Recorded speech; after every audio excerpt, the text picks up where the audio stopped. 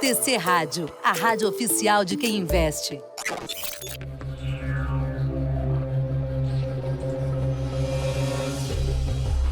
Começa agora os 10 mil deles. O reality cast que faz o seu tempo render.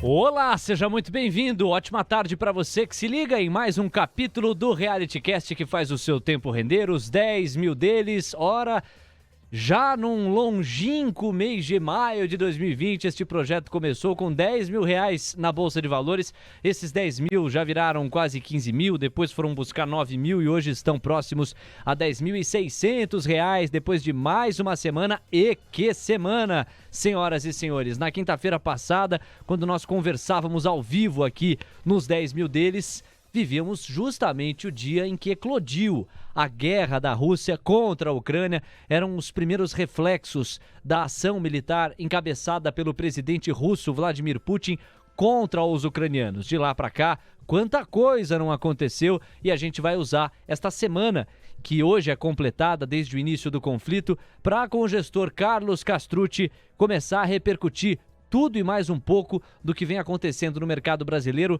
e no mercado internacional. Mas já de saída, eu quero desejar a você uma ótima tarde, agradecer pela sua companhia, o carinho da sua audiência, seja pela TC Rádio ao vivo, agora são 3 horas mais 4 minutos, seja através da sua plataforma predileta de podcasts, por onde você acompanha o nosso conteúdo. E bora lá saber quais os destaques da edição de hoje, uma edição recheada de informação e vibração para você. Em relação à nossa carteira, um recuo de 1,5% coloca os 10 mil em R$ 10.400. No mesmo período, o Ibovespa disparou 2,8%. Você vai entender o porquê da discrepância. Em relação à moeda americana, numa alta de 2,4%, sobretudo depois da eclosão da guerra. Apesar disso, o viés ainda segue de baixa. Quais os impactos da pressão cambial para a estratégia do gestor Carlos Castrucci e para os nossos 10 mil reais? Você ainda vai conferir os destaques que envolvem Amazon e Movida, destaques positivo e negativo nesta exata ordem da semana passada para esta.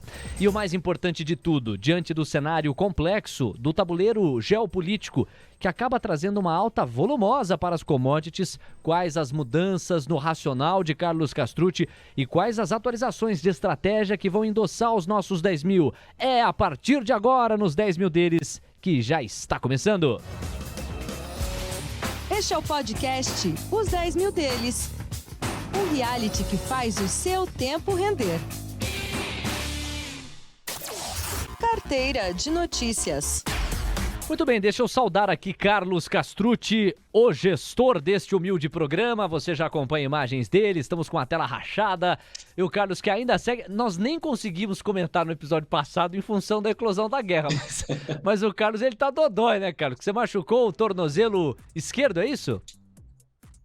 Tornozelo direito, né? Tive um leve acidente aí, mas tô bem aqui, só na recuperação, né? Aí tem que ficar de muleta aqui por enquanto e tá difícil até o estúdio, mas em breve estou de volta. É, pé pra cima, mas não é um pé pra cima como o Carlos gostaria, aquele pé pra cima pro carnaval, só na boa, não. É um pé pra cima de recuperação. Recuperação pela qual a nossa grana vai ter que passar, porque da semana passada pra essa, a gente viu mais um recuo, hein, Carlos? Esse recuo aumenta uma discrepância entre o Ibovespa e a nossa carteira, a estratégia que você desenha, mas com certeza isso passa pelo fato de o Ibovespa estar muito exposto a Vale e a Petrobras, que foram papéis que surfaram uma forte alta, entregaram muitos pontos para o índice da Bolsa Brasileira, ao contrário da nossa estratégia, que não passa diretamente por esses dois papéis, né? Traz um primeiro comentário aí, só para a gente ilustrar essa distância que houve entre Ibovespa e a nossa carteira. A gente está falando de um espaço considerável aí, de praticamente, olha, não é exagero falar em 4%, né? O Ibov avançou praticamente 3%, a nossa carteira recuou 1,5%, 4,5% de diferença arredondando para cima. Fala aí, Carlão. Léo, primeiro, nossa, acho que Carnaval vai ficar como uma data traumática pra gente, né? Porque 2020, Carnaval, estourou a pandemia. Aí 2021 não teve, né? Aí 2022 volta Carnaval, estoura a guerra. Mas falando um pouco de investimento, né? Tem aquela brincadeira que fazem no mercado de quem tá mentindo, né? Ibovespa, dólar, o ou os juros, né, a curva de juros, e quem está mentindo nos últimos tempos é o Ibovespa, né? Quem olha para o desempenho do Ibovespa acha que a Bolsa Brasileira está uma maravilha, mas na verdade é porque quase metade da Bolsa é de empresas exportadoras de commodities e a gente está vendo uma corrida pelas commodities, né, com essa apreensão aí com a evolução do conflito entre Rússia e Ucrânia. Então, assim, a explicação básica do porquê dessa discrepância de retornos é justamente essa, né? Se você não tem uma exposição de metade da sua carteira em commodities, você fica para trás do Ibovespa em momentos como esse, né? Vale o destaque.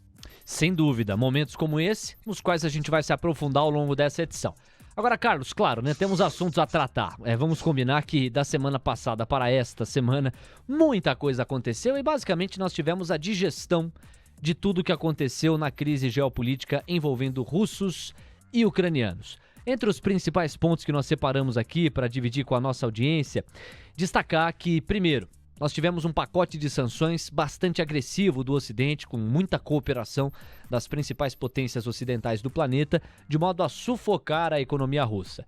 Nada perto, nada próximo do que se viu quando os russos se aproximaram da Geórgia e nesse território adentraram, muito menos na anexação da Crimeia em 2014. Agora, de fato, Putin sentiu a força do Ocidente, que para alguns tardiamente respondeu à altura, com, entre outros pontos, exclusão da Rússia do sistema financeiro SWIFT, que basicamente é um sistema financeiro internacional que permite aos países as transações financeiras.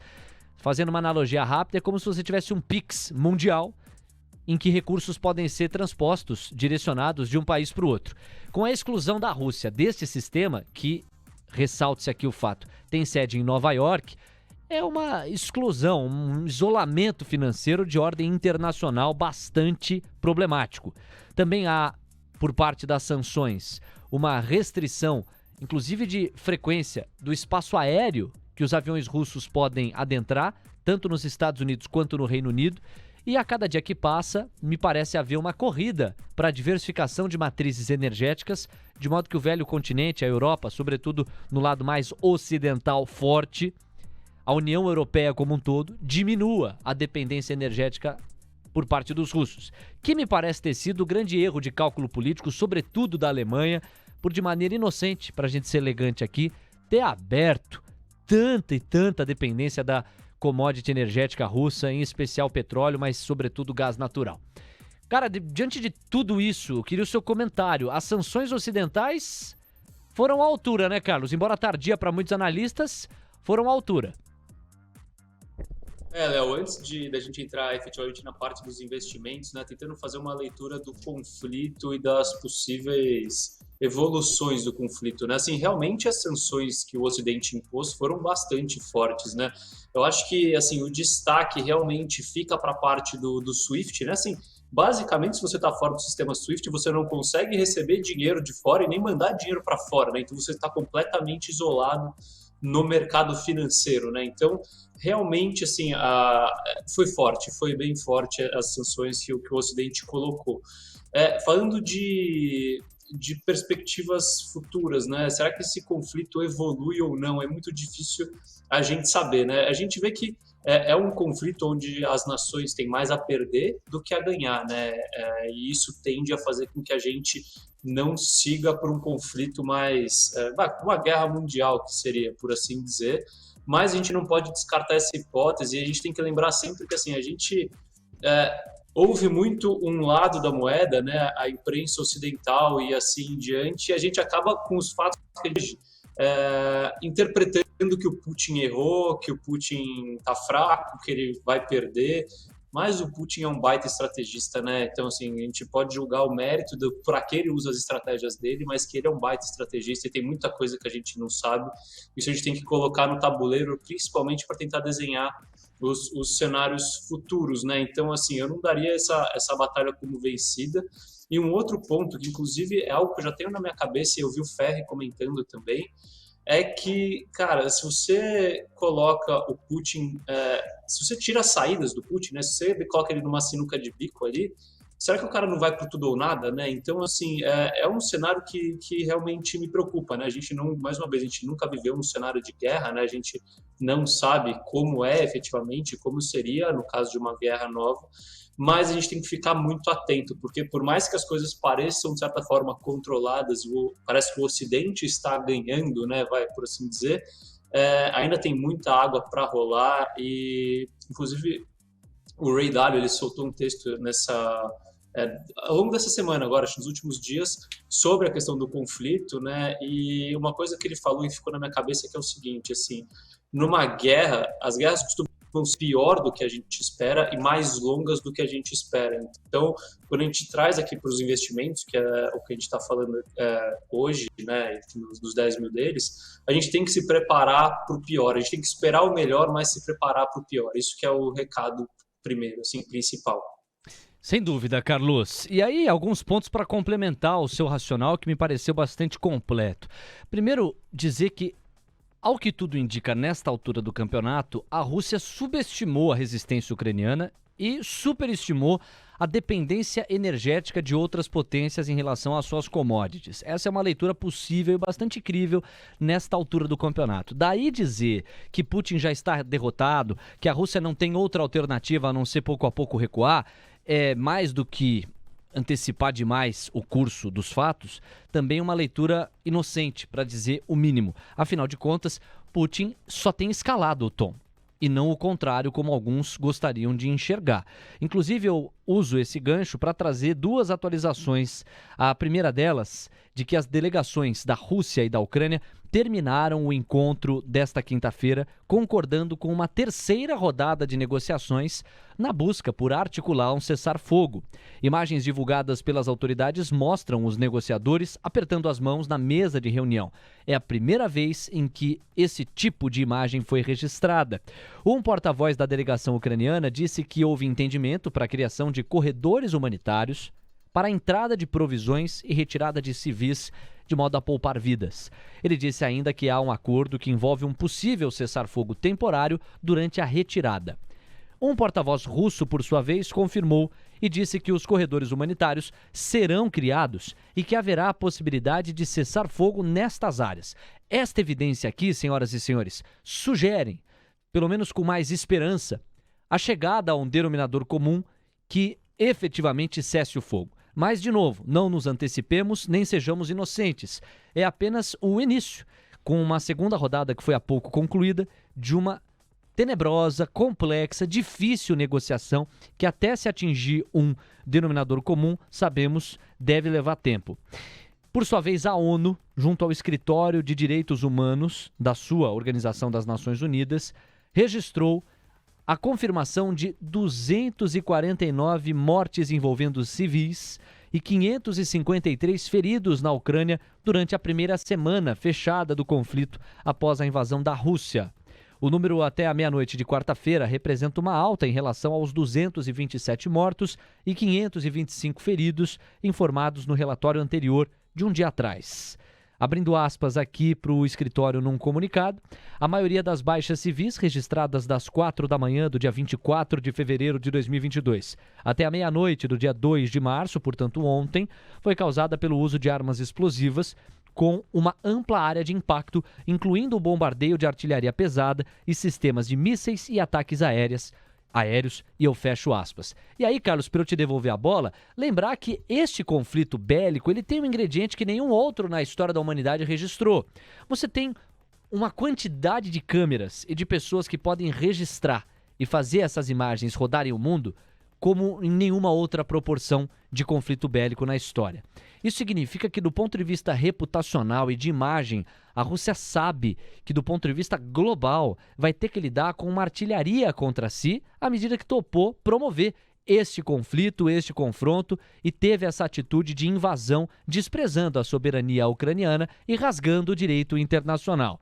Esse ingrediente me parece central para a gente se alfabetizar na compreensão dessa guerra, à medida que ele pode ajudar a explicar por que no intervalo de uma semana, desde que os conflitos se iniciaram, nós já tivemos 2 encontros na busca por um cessar-fogo, a atitude de corredores humanitários aprovada E um terceiro encontro, uma terceira rodada de cessar-fogo já posta na mesa.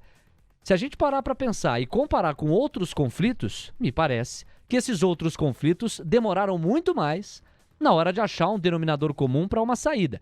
De novo, ressaltando que esta saída é muito tímida perto do conflito bélico e ressaltando que um estrategista como Vladimir Putin merece ao menos ser respeitado. Admirado ou não, fica a seu critério. No meu caso, fica muito claro que não merece essa admiração, mas do ponto de vista estratégico, é um cara que merece ser respeitado, o cara sabe jogar diante dos seus interesses. E aí, Carlos, acho que esses ingredientes dão a você nova margem para comentário, né? Quer dizer, é uma guerra diferente também nesse aspecto da informação e dessa crise reputacional que acaba isolando os russos, como poucas vezes a gente viu em conflitos bélicos, recorrendo aos livros de história. Léo, tem alguns fatores novos para essa guerra, né, com a evolução da tecnologia, principalmente essa parte informacional, né? É mais difícil hoje, com registros de imagens, né, vindo de várias pessoas, de várias fontes diferentes, você criar narrativas mentirosas, né, você tentar assim, enganar o público, né, falando, não, eu estou sendo pacífico, eu não estou matando ninguém, não sei o que, porque tem os registros, né, então isso com certeza é um fator que dificulta cada vez mais se você olhar nesse caso aqui, o papel do vilão, né, que seria a Rússia, que está invadindo outro país, é mais difícil dela criar essa história alternativa, né? Então isso acaba pesando a favor da resolução do conflito, porque essa questão de reputação ela é super importante para a manutenção do poder e desenvolvimento do país. E o segundo ponto, que eu acredito que vale o destaque também, é o poderio das armas hoje em dia, né? Então, assim, antigamente os conflitos bélicos demoravam mais porque era ali no corpo a corpo, no tanque, na espingarda, e assim, na metralhadora, e assim em diante. Hoje em dia é um botão que se você solta uma bomba nuclear e você é capaz de destruir um país inteiro, né? Então, é mais difícil você chegar nesse ponto final, né, com essa força das armas que a gente tem hoje em dia. Eu acho que, em resumo, são esses dois principais pontos que fazem dessa guerra algo diferente. Muito bom. E aí, não bastasse o cenário caótico de uma guerra, nós temos as políticas monetárias mundo adentro.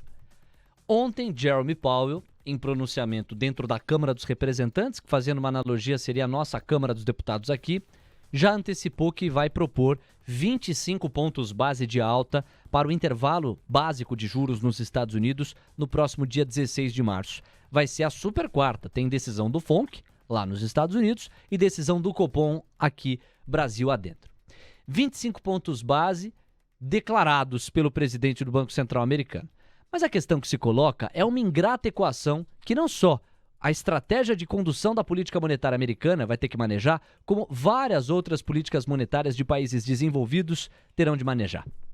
De um lado, a atividade econômica global comprometida por uma guerra que, se beber das águas de qualquer outra guerra, não tende a ser resolvida do dia para a noite, tende a perdurar mais. E de outro lado, uma inflação que já estava persistente e cuja persistência tende a aumentar pela alta que nós vemos nas commodities, sobretudo as agrícolas e metálicas. De um lado, a pressão para a política monetária adotar o ciclo de alta dos juros. E do outro, a atividade econômica dizendo, puxa, tem certeza que você vai fazer isso? Porque você vai me penalizar. Vai penalizar a atividade econômica de todo e qualquer país que esse caminho, essa vereda adotar. Carlos Castrucci, como é que essa conta fecha?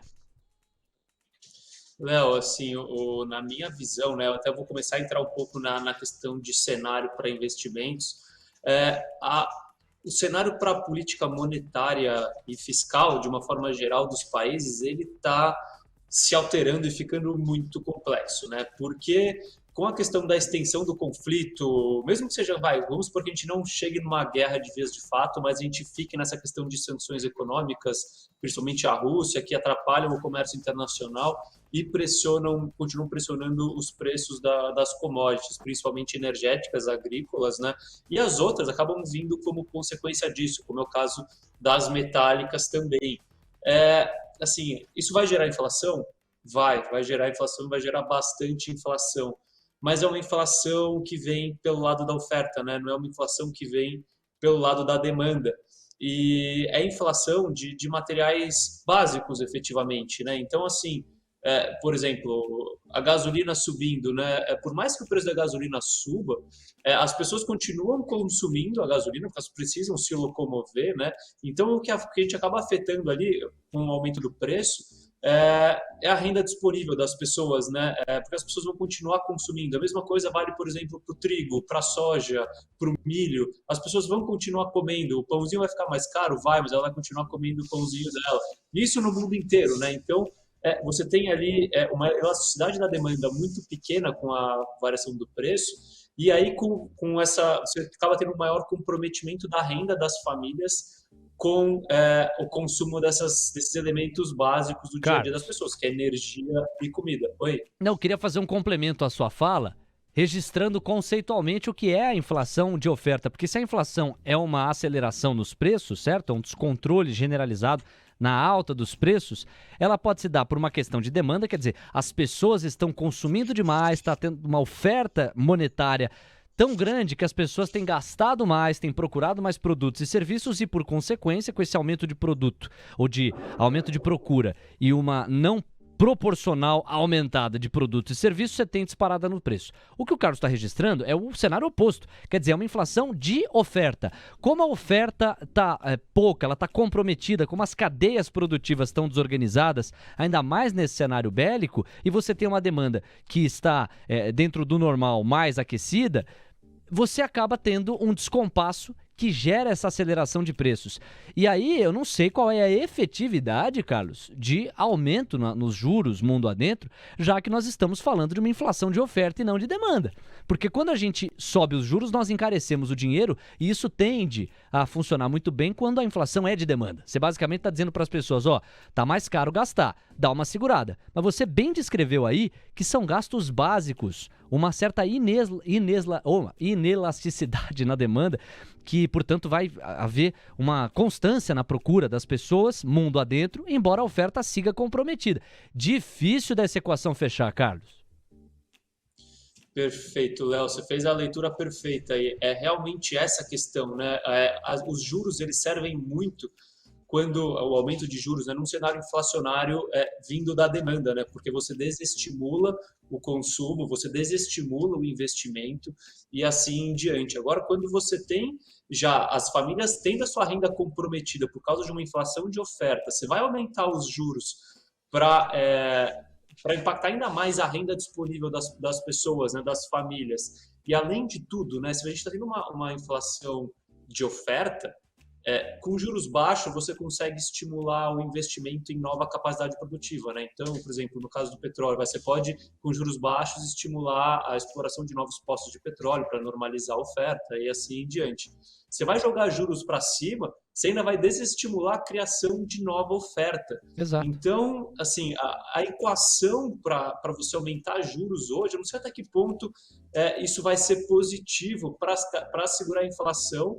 Eu acho que assim, a assimetria, você vai ter muito pouco efeito positivo com o aumento exagerado dos juros para controlar a inflação e você vai ter muito efeito negativo na questão da atividade econômica e da renda disponível das famílias, né? Então a equação realmente está muito complexa. Eu não sei como que os bancos centrais vão lidar, mas eu imagino que a gente deve ver, né? De novo, mesma coisa da pandemia, né?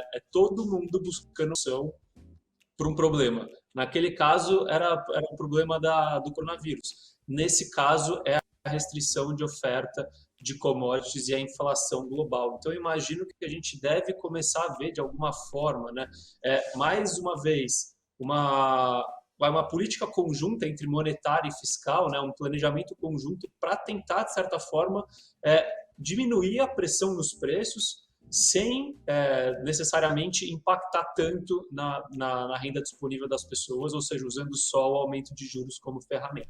Olha, é uma contribuição valiosa do ponto de vista macroeconômico, dado que a inflação que está se colocando é uma inflação de oferta, ou seja, a oferta anda comprometida, as cadeias produtivas desorganizadas. Ainda mais nesse cenário dramático de uma guerra, qual a efetividade de você subir juros, encarecer o dinheiro e desestimular, inclusive, o incremento da oferta? É um ingrediente que vai temperar e muito o encontro do próximo dia 16 em relação ao FONC. Se, por um lado, Jerome Powell pelo pronunciamento de ontem na Câmara dos Representantes, já antecipa os 25 pontos base, até como quem quer ancorar a parte da expectativa do mercado, de outro, a grande interrogação passará a ser esse ciclo de alta até que ponto vai em 2022. E quando a gente olha para o Brasil, hein, Carlos? Porque é uma super quarta do dia 16, não é quarta-feira que vem, é a próxima, é uma super quarta com todas as letras maiúsculas, tem decisão do Copom mais tarde. Começa o FONC na faixa das 15, 15h30 e vem o Copom na faixa das 18. Você vai curtir cada detalhe aqui na sua TC Rádio. Você acha que para o racional do Copom, que já começava a flertar com uma lateralização ou até diminuição do ciclo de alta da Selic até o final de 2022, esse racional fica comprometido em meio a esse tempero, esse bode na sala que a guerra entre russos e ucranianos simboliza nesse momento? Bom, Léo, assim, o Brasil no final ele se colocou numa situação um pouco melhor, né? Primeiro porque a gente já começou e já está num ponto bem alto do ciclo de aumento de juros, né? Então, assim, agora, assim, para ir para cima, a efetividade é muito pouca, então dá para ir você um pouquinho mais para cima, mas não muito mais.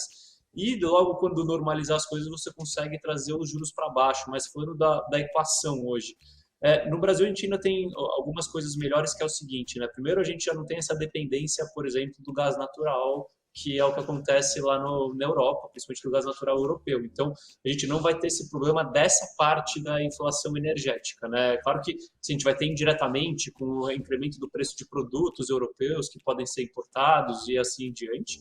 Então, esse é o primeiro ponto.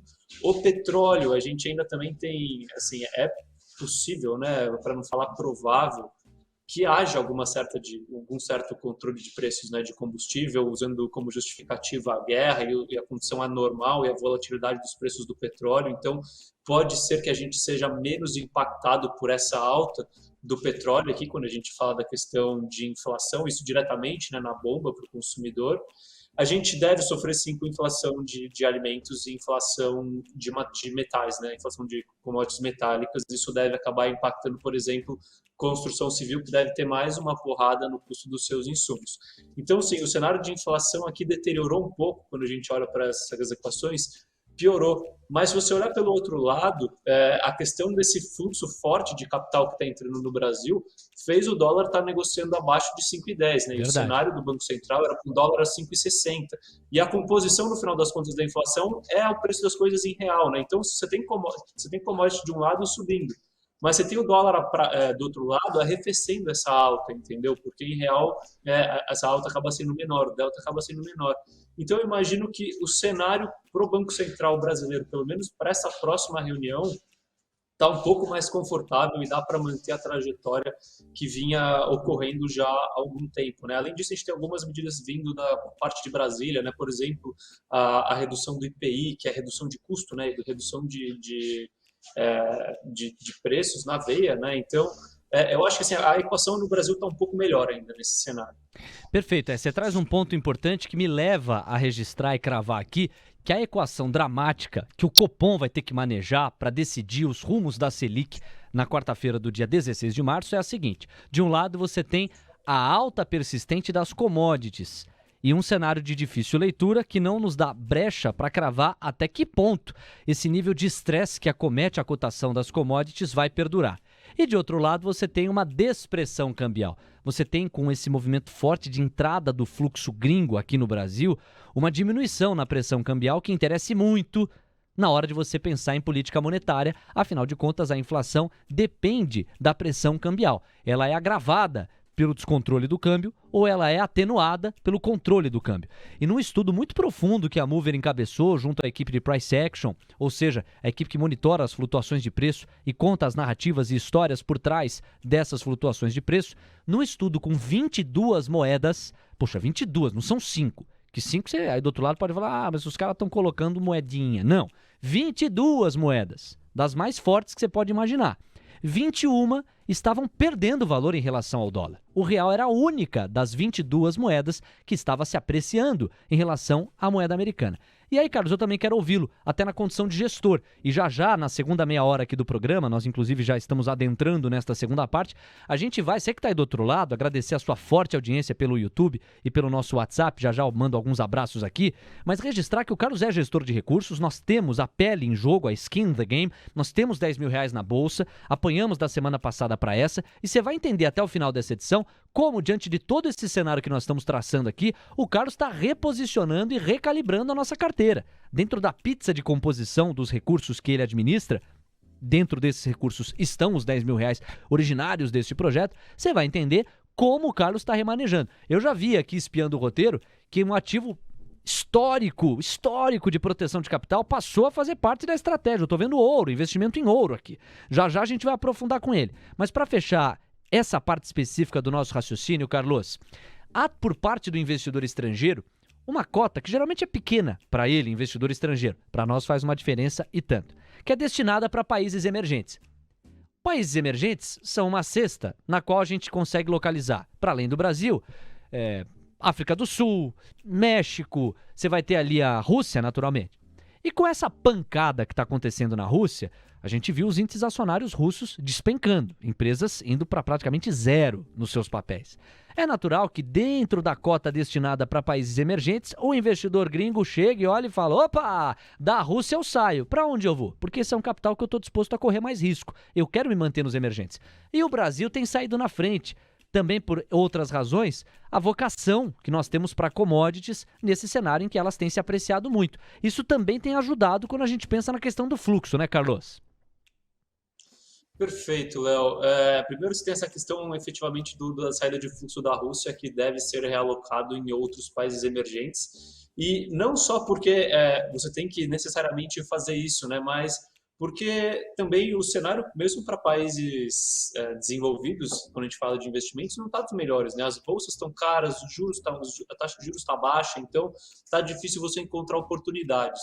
E aí, quando você olha para o Brasil, que é um país que tem, na sua composição do índice, né, principalmente, grande parte de empresas exportadoras de commodities, e não empresinhas, né? A gente está falando de uma Petrobras, a gente está falando de uma Vale, que é uma das maiores mineradoras do mundo, as siderúrgicas, que são gigantes, as de papel e celulose, que são as maiores do mundo também.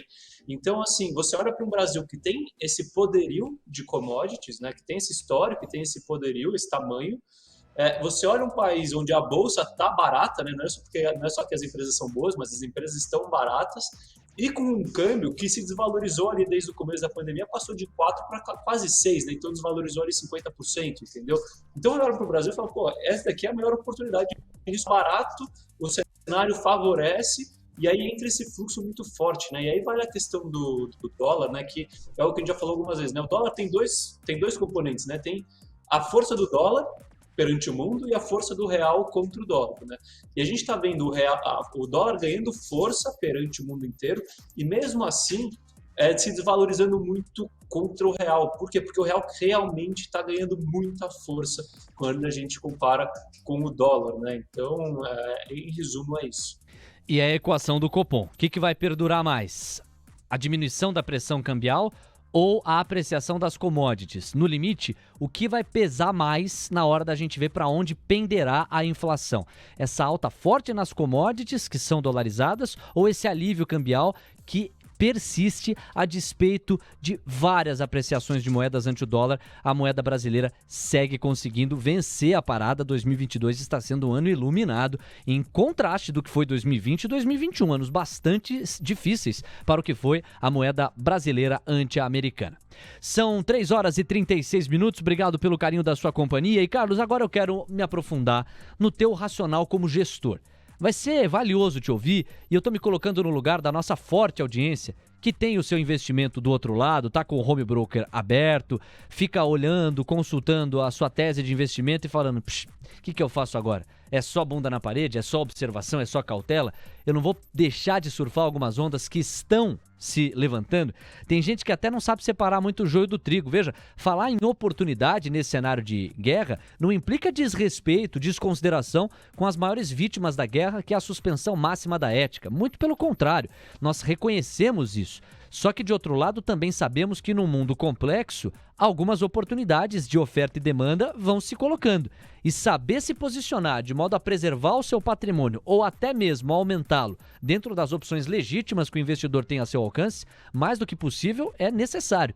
Nesse sentido, Carlos, diante desse cenário que a gente vem narrando desde o início do programa, o que é que mais te tocou de perto pensando em alteração de racional?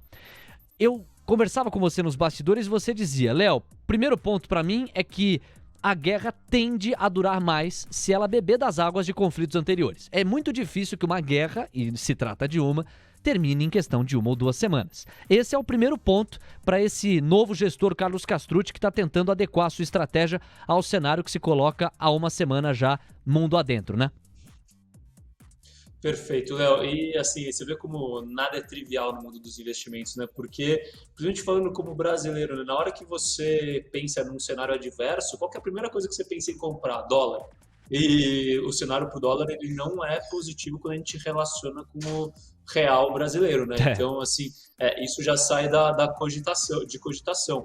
Então, assim, trazendo alguns pontos que eu separei aqui, né? Primeiro, a parte da inflação e o impacto nas commodities, que eu não vou me aprofundar de novo, que a gente já discorreu sobre esse racional, mas, assim, para resumir, enquanto perdurar esse cenário de guerra, a gente deve continuar vendo os preços das commodities num patamar anormal, né? Então, assim, a gente já vinha falando bastante de commodities que estavam no preço além do seu preço de equilíbrio, mas que a tendência era de normalização, só que agora com um cenário de guerra, a gente tem um novo componente que pode fazer com que as commodities fiquem num patamar além do seu preço de equilíbrio por algum tempo, né? Então o cenário é forte para commodities, esse é o primeiro ponto.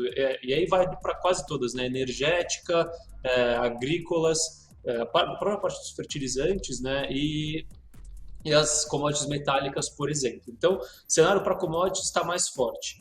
Em cenários de guerra, a busca por ativos de proteção, efetivamente, né, que perduram ao longo de guerras, qualquer coisa do gênero, ela acaba aumentando. Então, outro ativo que pode se destacar ou, ao menos, preservar a capital durante um período de guerra ou de instabilidade é o próprio ouro, né? E ainda mais no período de inflação também. Então, o ouro é um outro ativo que pode se beneficiar. E, por último, assim, antes de entrar na questão da carteira, por assim dizer, tem a questão do... Assim, a gente tem um componente novo nessa guerra, né? Que a gente já estava vendo a evolução das finanças descentralizadas, do mercado de criptoativos, as criptomoedas e assim em diante. E aí, nessa situação de guerra, onde a gente viu esse bloqueio do SWIFT, né, do trânsito de capital entre países, principalmente na Rússia, que acaba aumentando a demanda por soluções alternativas, né, para você conseguir fazer trânsito de dinheiro. Quando você tem um movimento grande como esse de restrição de acesso ao seu próprio capital, isso cria, de certa forma, um problema de confiança na segurança do sistema financeiro de uma forma geral, né? Então, será que isso não vai trazer mais confiança para sistemas alternativos, que hoje o principal que a gente tem é o das criptomoedas e criptoativos? Então, assim, de certa forma, eu vejo que o mercado de criptomoedas ele pode sair fortalecido desse cenário de guerra, né? Porque ele acaba ganhando mais credibilidade e mais uso, principalmente num cenário onde é difícil você transitar a sua riqueza e você tem uma perda de confiança no sistema financeiro global de uma forma geral, né? Vale o contraponto aqui, que é um risco que tem que ser monitorado no caso de cripto, que se a Rússia começar a usar em larga escala os sistemas de criptomoedas, né, criptoativos para driblar sanções, como os governos já não são fãs do mercado de criptoativos, eles tendem a tentar aumentar ainda mais o controle e a dificultar a evolução desse mercado, né? Então esse é um risco que vale pontuar para cripto. Carlos, além disso, Léo... Oi, te complementar e fazer uma síntese dos vários pontos valiosos que você já listou até aqui para orientar o olhar do investidor. O Carlos dizendo que o cenário de guerra deve perdurar mais, é mais provável que ele perdure do que ele acabe no curto prazo, bebendo de águas e da literatura de outros conflitos bélicos. Um segundo ponto, costuma ser pior e mais longo do que o esperado. Ainda que esta guerra tenha as suas peculiaridades nessa diferença de mídia e de linha informacional que pode desgastar a imagem russa, aumentar o seu isolamento e, em contrapartida, pleitear por parte dos russos mais concessões, ainda que isso seja uma verdade, é também outra que toda a história sugere: o conflito bélico tende a perdurar mais.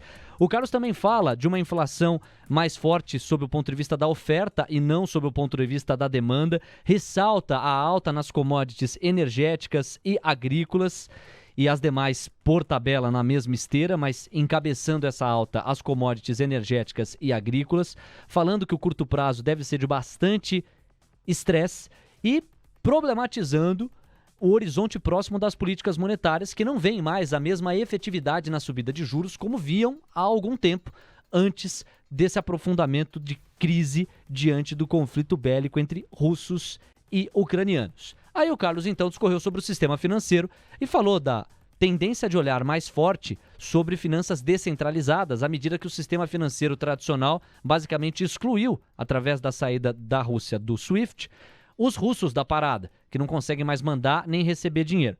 E na sequência falou que isso deve, sobretudo por parte da Rússia, aumentar a demanda por finanças descentralizadas e para o mercado cripto de um modo geral, embora como contraponto ele tenha registrado que outras nações, outros países que já não são fãs de criptoativos podem enxergar um risco ainda maior se isso for um escape para russos e para a parte oriental do planeta e, através de regulamentação, tentar enfraquecer ainda mais a nação russa. Isso tudo feito, vamos voltar as atenções agora para como se proteger nesse cenário, Carlos. Um ativo de proteção histórico da humanidade é o ouro. Ele passou a integrar a sua estratégia de investimento?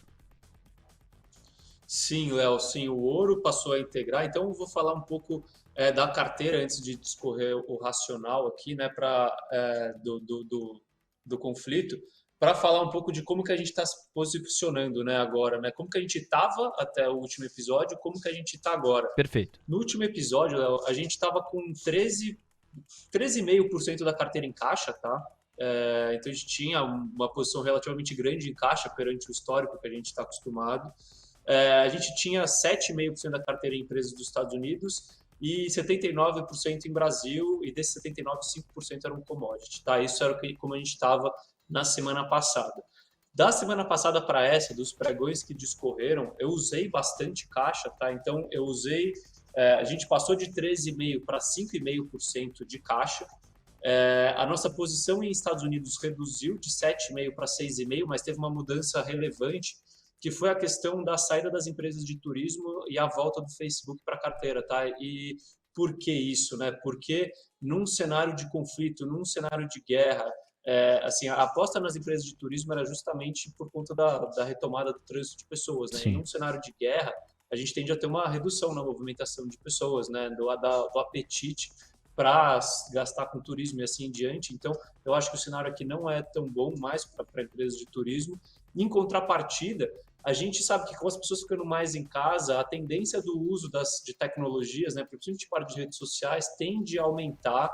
E com essa mudança de cenário para a política monetária, principalmente dos Estados Unidos, tudo isso pode favorecer essas empresas de tecnologia da informação, como é o caso de Facebook, Google e assim em diante. Então, ainda quando você pega somado a isso, essa queda recente enorme que teve no Facebook, né, eu encontrei como uma boa oportunidade e eu já montei uma pequena posição e continuo de olho para talvez até aumentar minha posição ainda mais em Facebook. Carlos, Oi. Antes de você dar sequência, só dando voz aqui ao nosso chat, a galera que está interagindo bastante conosco, eu quero mandar um abraço aqui pro Francis Nunes, o Ike Grafista, o Felipe Pontes, sempre na área, vou inclusive usar uma pergunta que ele registrou, o Ainovô, o Ronei também está por aqui, o Rony, a Rosilene Santos, o Hermani, quem mais, ó? O Jonathan Jô, muita gente conosco, obrigado pela audiência. O Pontes pergunta, em cima dessa esteira do ouro, se a gente está com Aura Minerals na carteira. E a gente sabe que esta companhia, ela tem um modelo de negócio diretamente ligado com o ouro.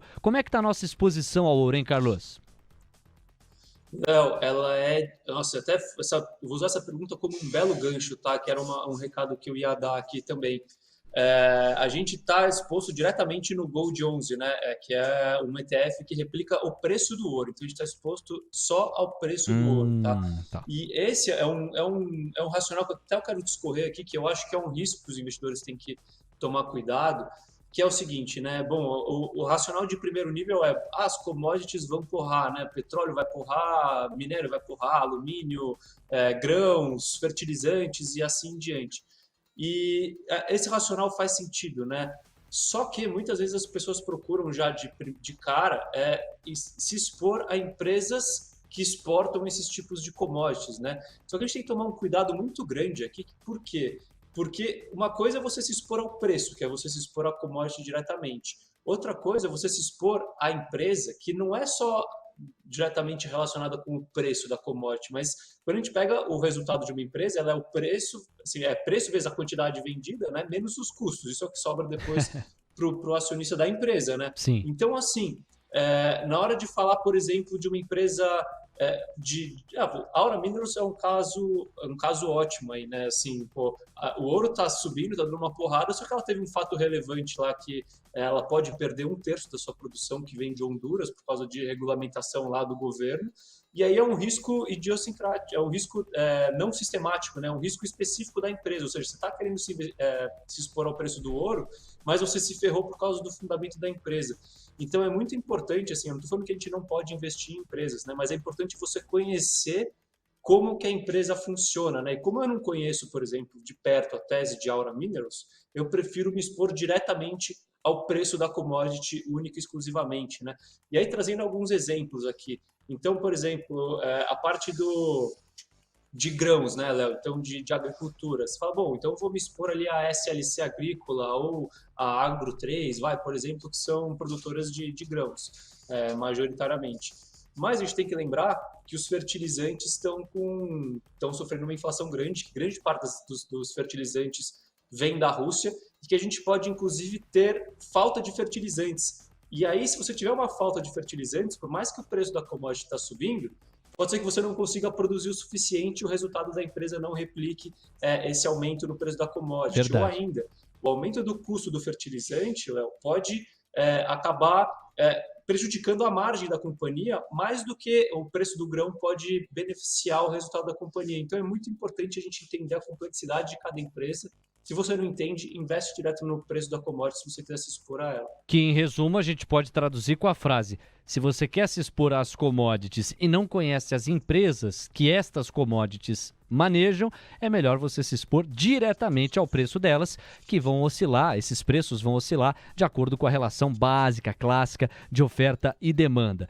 Esse exercício você tem feito em relação às empresas em que a gente já investe, é o caso de Ambev, Iochpe Maxion, o próprio setor da construção, não é por aí, Carlos? Perfeito, Léo. Assim, esse exemplo eu usei aqui para as empresas de commodities, mas o que eu tenho feito também é fazer esse exercício para todas as empresas, né? Aqui eu trouxe alguns exemplos, tá? Eu não invisto em Ambev, mas do como é importante a gente distinguir e entender o modelo de negócio. Por exemplo, uma das commodities que mais impacta o custo dos produtos vendidos, tanto da Ambev quanto da Iochpe Maxion, é o alumínio. E o alumínio está subindo assim 5, 6% ao dia, né? E aí, qual que é a diferença aqui? Por exemplo, quando você pega uma Ambev, você tem esse aumento do preço do alumínio, que impacta diretamente nos custos, mas ela não consegue repassar isso de forma fácil para o preço da cerveja, né? Ela não vai conseguir aumentar a cerveja no mesmo nível que o alumínio está aumentando. Então, ela vai perder margem e isso vai impactar o resultado. Quando a gente pega em contrapartida a Iochpe, que produz rodas de alumínio, além de outros tipos de componentes automotivos, está praticamente no contrato com as montadoras que todo o custo variável que vem, por exemplo, de commodities, ele é repassado diretamente no preço que vai para a roda da montadora, entendeu? Então, o impacto na margem de Iochpe Maxion vai ser pouco ou zero. Então, é muito importante a gente entender para cada empresa como que vai funcionar essa questão da inflação dos custos ou por outro lado, se a demanda vai continuar perene ou não, e assim em diante. Perfeito. Olha, se você está chegando agora, até semana passada, diante das questões colocadas aqui pelo Carlos, nós tínhamos 13,5% do patrimônio em caixa, 7,5% do patrimônio exposto aos Estados Unidos e 79% pensando em Brasil, dos quais 5% eram focados em commodities. Hoje, esse caixa ele despencou. Agora de caixa temos 5,5%, ou seja, o Carlos enxergou oportunidades e diminuiu a nossa quantidade de caixa, caiu para 5,5%. A exposição aos Estados Unidos diminuiu também, saiu de 7,5% e foi para 6,5%. Aqui já cabe um complemento antes de eu seguir, Carlos. Essa redução dos Estados Unidos, ela se justifica pelo quê? Eu sei que houve uma redução de exposição ao turismo, que é um ponto que você já colocou, e uma entrada em Meta. Eu estou resgatando esse ponto porque tem algumas perguntas aqui no chat nessa direção, falando, poxa, o Facebook já caiu muito, qual que é o horizonte de tempo estimado para esse investimento em Meta, etc. Fala aí, Carlão. Perfeito, Léo. A gente saiu de turismo e entrou em Meta, mas a gente ainda não entrou com a posição cheia que eu busco, tá? Eu estou esperando algumas coisas aqui das nossas ferramentas apontarem para a atratividade de entrar com a posição cheia, mas eu enxergo o cenário para Meta, assim, no preço atual, né? Claro que o horizonte tem que ser um pouco mais de longo prazo. Eu vou fazer um resumo do resumo aqui, porque esse ano os resultados devem vir ruins. Então, o earnings momentum de Facebook está ruim para esse ano. Só que com a potencial mudança no rumo da política monetária global, somado a um potencial aumento do uso de tecnologias, principalmente de tecnologia da informação, como é o caso de Facebook, redes sociais, com o posicionamento ambíguo da China, que pode acabar dificultando a entrada do TikTok nos países ocidentais, né, que é um concorrente direto do Facebook. Mas o que eu acredito que o Facebook é capaz de entregar a partir dos próximos anos, isso sem considerar as opcionalidades de realidade virtual, de metaverso, assim em diante, para mim fez sentido entrar em Facebook agora, entendeu? Eu acredito que o ponto de entrada tá favorável. Aí a gente tem 3% de exposição em cripto. Você vê que na primeira fotografia não havia essa exposição, né? 13,5% de caixa, 7,5% Estados Unidos, 79% Brasil, dos quais 5% commodities. Hoje, 5,5% de caixa, 6,5% Estados Unidos, aprofundamos, 3% em cripto. Eu lembro, Carlos, que o Ethereum era o criptoativo a que nós já fomos expostos um dia. É exatamente no Ethereum que você centrou esses 3% da carteira em cripto ou você diversificou para além aí nas finanças descentralizadas? Só Ethereum, Léo, mas assim, o racional da entrada vale para as principais criptos aí, né? Então, Bitcoin e Ethereum, que é justamente essa procura e esse aumento potencial da utilização do mercado de criptoativos, né, das finanças descentralizadas, em contraposição ao mercado financeiro tradicional. Então, acredito que a simetria para cripto nesses preços agora, ela está favorável com esse cenário de guerra e de restrições e sanções econômicas.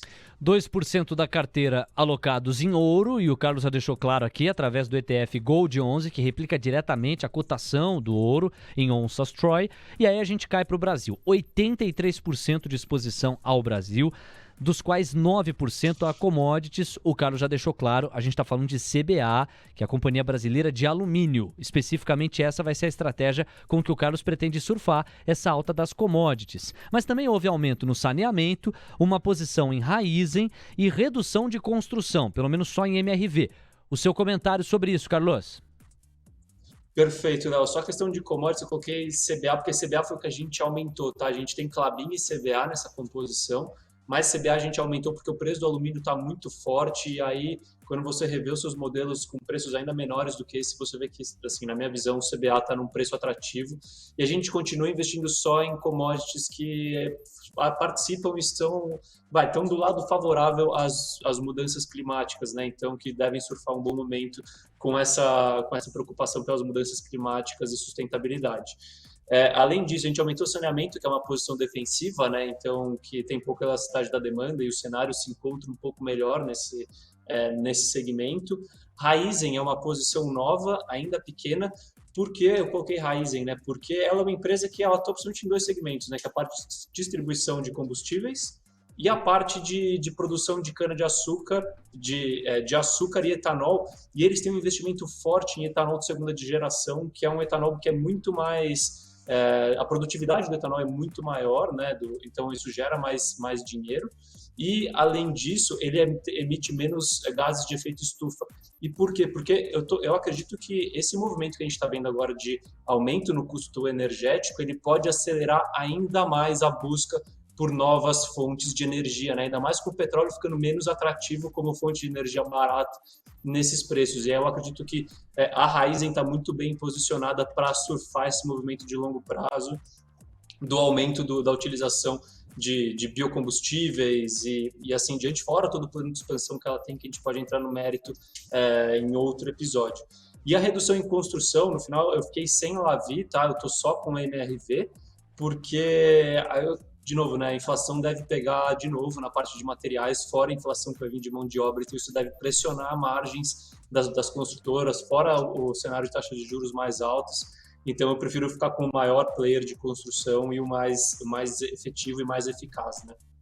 Grande Carlos, lembrar que nós temos hedge, ou seja, proteção em 100% do dólar, quer dizer, toda e qualquer posição que tem exposição cambial tem um hedge proporcional para que a gente neutralize a variação do câmbio. O Carlos entende que isso é necessário dentro da nossa estratégia e é sempre um alerta para quem quer se expor a ETFs, a moeda americana. Você consegue neutralizar a pressão cambial se você, na mesma proporção, ficar contra esta moeda. À medida que você se expõe ao ETF, você também está exposto à moeda americana.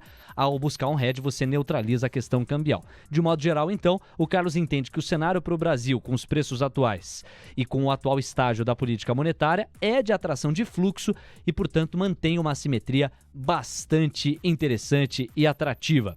Lembrar aqui que nos últimos minutos tivemos atualizações importantes. A primeira delas é que o porta-voz da delegação ucraniana, Mikhailo Podolyak, disse que a terceira rodada de negociações com a Rússia vai acontecer no começo da próxima semana. Nesta quinta, as delegações chegaram a um acordo para a criação de um corredor humanitário que serve para quê? Para a retirada de civis das áreas de conflito e a entrada de medicamentos. Além disso, há a possibilidade não confirmada de um cessar-fogo temporário durante as operações do corredor humanitário. E uma última atualização é de que tropas russas abriram fogo na cidade ucraniana de Energodar, ao lado da maior usina nuclear da Europa, após a entrada de tanques, segundo o Ministério do Interior da Ucrânia. Mais cedo, o governo ucraniano havia dito que soldados russos já vinham intensificando os esforços para assumir o controle da usina nuclear de Zaporizhia. A Rússia já capturou a extinta usina de Chernobyl, a cerca de 100 quilômetros ao norte da capital ucraniana, a capital Kiev. Carlos Castrucci, muito obrigado, meu irmão, por mais um episódio. Um forte abraço em você. A gente volta a se falar ao vivo. Ajo que ajar, diria o outro, na próxima quinta-feira. Um abraço e até lá. Valeu, Léo. Obrigado a todos que acompanharam a gente. Semana que vem estamos aí juntos de novo. Espero que com um cenário melhor desse conflito aí. Até semana que vem. Um abraço. Valeu, Carlos. Um abração pra você. E você que seguiu em mais uma edição dos 10 mil deles, segue também na TC Rádio, porque na sequência vem aí Gabriel Medina, Mariana Galvão, Diego Kerber, André Dias, Catarina Kobayashi, o time do Léo Pinheiro, todo mundo somando forças para mais uma edição do melhor fechamento do pregão que você vai encontrar na cobertura de mercado. A você que esteve conosco, muito obrigado, e semana que vem estaremos de volta com mais um episódio, mais um capítulo de Os 10 Mil Deles. Valeu, juízo, tchau!